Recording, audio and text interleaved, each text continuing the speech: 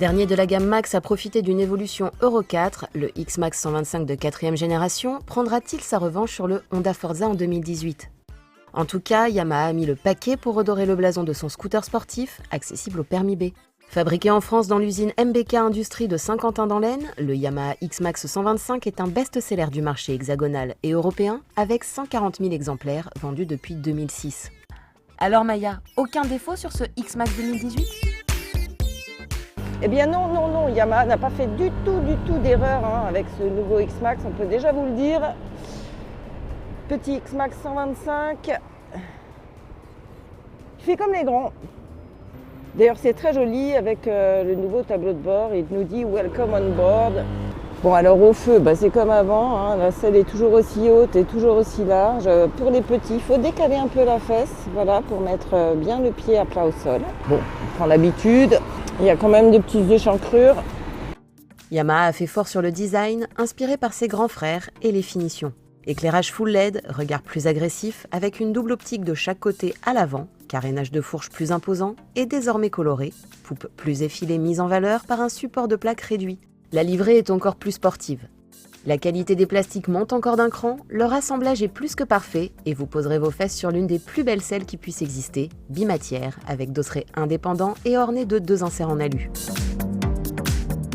Sa hauteur augmente d'ailleurs de 3 mm à 795 mm.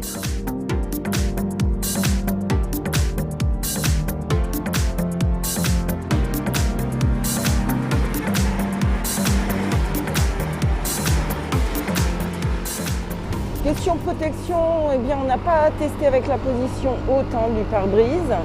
Mais là, pour ma taille 1m60, c'est très bien comme ça. On n'a pas non plus testé l'autre position du guidon. Mais franchement, on est aussi très bien en position standard. On peut toujours bien allonger les jambes. Donc on peut avoir une position dynamique ou plus confortable. Le confort n'était d'ailleurs pas le fort du X-Max jusqu'ici, il faut l'avouer. Pour 2018, les amortisseurs ont vu leur débattement réduit de 9 mm à 75 mm, mais bénéficient de nouveaux réglages. Et d'ailleurs, question confort, c'est quand même bien mieux qu'avant, bien plus agréable. La selle aussi participe. Eric, qui l'a roulé un tout petit peu tout à l'heure, a trouvé que c'était trop souple pour le coup, mais bon, il faut voir son poids aussi à Eric. En tout cas, pour mon poids, c'est parfait. Et puis là, je suis en position la plus souple des amortisseurs. On peut encore les resserrer. Le cadre n'a pas évolué et l'on compte 2 kg de plus tout plein fait sur la balance, à 175 kg. Mais pour confirmer la vocation sportive de son 125, Yamaha a offert à la fourche un 2e T comme une moto et l'axe de roue est désormais fixé sur le pied de fourche sans déport. Et puis question tenue de route, franchement rien à redire non plus, c'était déjà très bon avant. Difficile de sentir la différence avec la nouvelle fourche à double T. Même à haute vitesse sur autoroute, il reste très stable. Les grandes courbes sont avalées sans souci, même quand il y a des petites déformations de bitume, ça bouge pas. Alors, quelque chose qui nous a surpris, dont on n'avait pas forcément souvenir, c'est le très bon équilibre du scooter à très basse vitesse entre les fils. Ça c'est un peu extraordinaire, hyper agréable. Hop, et puis on passe entre les fils, c'est un régal. Il tient tout seul en fait. Et puis c'est maniable, ça sent pas du tout son poids. On fait demi-tour dans un mouchoir de poche. Alors même moi, vous êtes au courant, qui n'aime pas trop faire les demi-tours, il n'y a pas de souci avec lui, j'y arrive sans problème.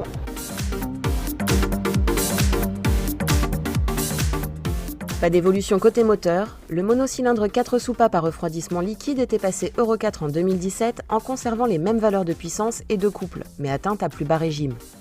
14,3 chevaux à 8750 tours minute au lieu de 9000 et 12 Nm à 6500 tours au lieu de 6750. Bon, le moteur on le connaît, il n'y a pas grand chose de révolutionnaire en plus, il est Euro 4. On a pris quand même 122 compteurs bien lancés, 112 chronos, c'était pas mal. Je pense qu'avec un petit rodage supplémentaire, puisque là il a que 150 km, ce sera mieux. On a quand même pris 125, 127 en grande descente, donc c'était pas si mal. Non, il y a toujours ce qu'il faut au démarrage, pas de temps de latence, et belle patate sur la première partie du contour, bonne reprise, pas de temps mort. Après, c'est vrai que vers 110 km/h, il peinait un petit peu, et comme je vous l'ai dit, un petit rodage supplémentaire, ce sera pas plus mal. À vérifier lors d'un deuxième essai, de même que la consommation. Lors de cette journée en ville et sur voie rapide à rythme dynamique, le tableau de bord nous donnait une conso assez conséquente de 3,6 litres au 100, quand Yamaha annonce 2,7 litres seulement. D'ailleurs, la transmission est super douce, la poignée de gaz permet des dosages très fins. Un petit peu moins agréable pour le coup, c'est une sonorité quand même toujours assez présente. C'est vrai que sur pas mal de scooters récents, la sonorité est vraiment bien masquée et là, on a trouvé que c'était un petit peu trop présent. Pas d'évolution notable pour le freinage, si ce n'est la taille du disque arrière qui augmente de 5 mm à 245 mm, toujours avec un étrier, un piston. Le disque avant de 267 mm conserve ses 2 pistons et l'ABS est de série bien sûr. La nouveauté, c'est l'arrivée de l'anti-patinage. Pas indispensable sur un 125 certes, mais c'est un avantage sécurité supplémentaire non négligeable sur les routes dégradées et quand il pleut.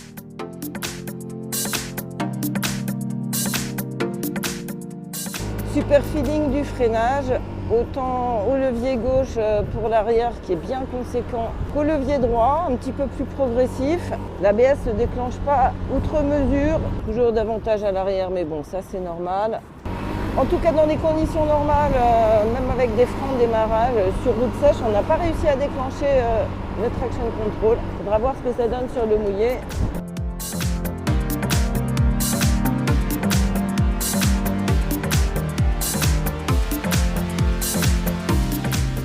Juste une petite chose qui est bien énervante, c'est que quand on ne coupe pas le contact, par exemple on met juste la béquille, et il va nous faire des bip, bip, bip, bip, bip. Voilà. Bip, bip, bip. Et ça ne s'arrête pas, sauf s'il faut tourner le petit bouton là. C'est très très moderne, mais c'est quand même un petit peu énervant. Le grand coffre, désormais éclairé et garni d'un revêtement caoutchouc dans sa partie avant, contient toujours 2 casques intégraux, mais son fond est moins biscornu. La boîte à gants de gauche recèle une prise 12 volts, verrouillée et s'ouvre grâce au bouton sous le contacteur. Celles de droite ne ferment pas à clé. Elles ne sont pas très profondes, mais acceptent largement un smartphone de bonne dimension et leur fixation sente le solide. Pour l'instrumentation, fini le tout numérique, retour en grâce de l'analogique. Compteur de vitesse et compte tour à aiguille donc encadre un petit écran numérique en blanc sur fond noir, le tout rétro-éclairé. Toutes les infos y figurent, que l'on fait défiler à main droite sous le bouton des feux de détresse. Oh, c'est bien, c'est très très bien. Good job Yamaha. Je crois que le Forza a un petit peu de soucis à se faire. Ça va être la revanche, mais ça, ce sera pour le Comparo. Très bientôt, très bientôt. À part des petits détails, une conso et une vitesse maxi qui restent à vérifier, difficile de trouver à redire. Le X-Max 2018 est toujours aussi efficace, plus luxueux, plus confortable, plus pratique, plus rassurant et plus cher. À 4 999 €, il augmente de 200 €, un tarif exclusif qui se justifie par la qualité haut de gamme, mais aussi par sa fabrication française.